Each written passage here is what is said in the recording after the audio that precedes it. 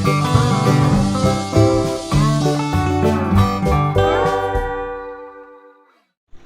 الله الرحمن الرحيم. ان شاء الله النهارده هنعمل شجره مانجا من البذره بتاعه المانجا. هنجيب البذره كده بعد ما ناخد المانجا طبعا. هنغسلها كويس قوي ونبدا بالمقص نقص الحرف بتاعها كده. الحرف ده ضعيف، بس اهم حاجه المقص ما يدخلش منك على القلب بتاع البذره علشان ما تتصابش، يعني تكوني على الحرف كده، مش لازم تقصيها كلها، هي اصلا البذره ضعيفه قوي. بصوا اهي، بسم الله نسمي كده. احنا بنعمل الحاجه عشان ايه؟ ربنا ييسر الحال. شايفين ده القلب بتاع البذره بيبقى عليه غلاف كده اهو، بس الغلاف الحمد لله اهو ما طلعش مع الايه، مع القلب اهو. ده لو طلع لازق في القلب تنضفيه، فتخلي البذره بيضه زي ما انت شفتيها كده القلب بتاعها. هعمل التانية برضو بنفس الطريقه بالظبط. احنا شفنا طبعا القلب التاني كان شكله عامل ازاي. على فكره تقريبا يعني اختلاف البذره بتاعت المانجا، يعني ده يعني تعرفي منين ان البذره هتبقى ناجحه معاكي. بصوا الشكل ده كده، الشكل التاني تحس ان هو مش متساوي اللي انا طلعته الاولاني. بصوا الشكل ده بقى، شايفين؟ تحس ان هو كده ايه، متغذي كده ومليان. نرمي بقى الايه، الحاجات دي، وبعدين ايه، هجيب بقى دلوقتي هحطهم بقى في ميه. هحطهم في ميه ازاي؟ ميه عاديه خالص كده، اي حاجه عندك حط فيها شويه ميه. دي كانت مركونه بستخدمها احيانا بروي بيها الزرع. وهجيب ايوه البذر بتاع المانجا ده بقى القلب بتاعه، واحطه في الميه كده واسيبه 3 ايام. تمام، زي ما احنا شايفين. احنا شفنا شكل البذره دي عامل ازاي، دي البذره التانية مش عارفه ليه شكلها كده، بس اعتقد ان ايه، ان التانية هتكون احلى اللي هي الاولانيه. هجيب ازازه تانية برضو بنفس الطريقه واشيل ايه الوش بتاعها. يلا احنا في موسم المانجا، محدش يضيع الفرصه دي. طريقه سهله وبسيطه قوي قوي،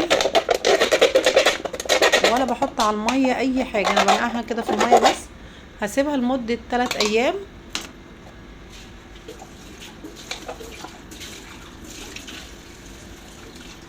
اهي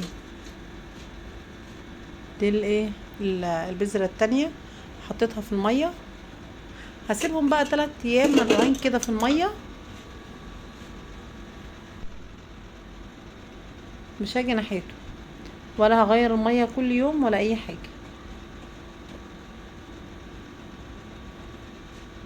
ما تروحيش بقى تحط شويه ميه صغيرين مثلا 2 سنتي ولا 3، لا خليها غرقانه كده في الميه، وارجع لكم بعد 3 ايام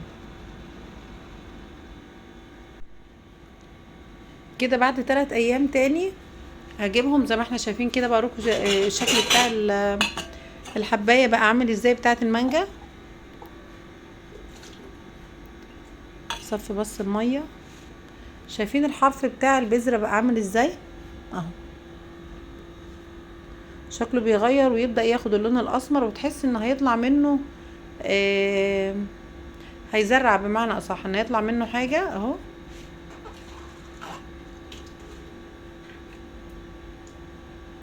التانية برضو نفس الكلام، انا هغير لها المية. يبقى انا سبتهم 3 ايام منقوعين كده في المية، وبعدين جيت غيرت لهم المية تاني. شايفين شكل الحباية التانية دي؟ الحباية الكبيرة على فكرة. وهسيبها في المية 3 ايام.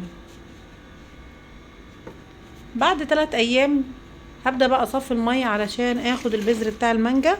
يبقى انا قعدت كده سايباها في المية 6 ايام بالظبط.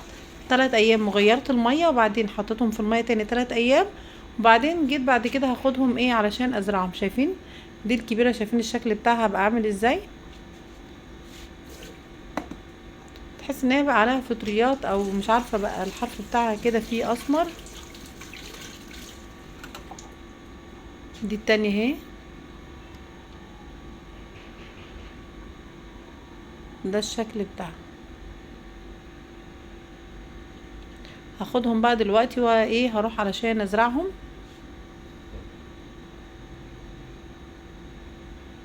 يلا بينا. هاجي بقى على قصرية الزرع وابدأ، عشان ما عنديش طبعا ادوات للزرع او كده، باي حاجة عندك. انا هبدأ اقلب بس لان التربة دي مركونة بقالها فترة، كان مزروع فيها نعناع، فانا حاسة ان التربة مكتومة، فهقلبها كده واشيل منها بقى بقايا النعناع اللي موجود فيها، وهبدأ افلفل التربة. افلفلها يعني ايه؟ مخليش فيها كلاكيع من التراب، افلفلها كلها كده. خلاص كده انا ظبطت بقى التربة. هجيب بقى سماد. السماد ده موجود في كل بيت، مش هيكلفك ولا مليم، مش هتدفعي فيه حاجة يعني خالص. السماد ده عبارة عن ايه؟ عن قشر خضار، قشر بطاطس، قشر كوسة، قشر جزر، اي قشر عندك بتاع خضار، او قشر حتى فاكهة، خديه قلبيه في التربة زي ما احنا شايفين كده. قلبيه كويس، وبعد كده ازرعي الحاجة فيها. ده سماد حلو قوي قوي على فكرة، وقوي جدا.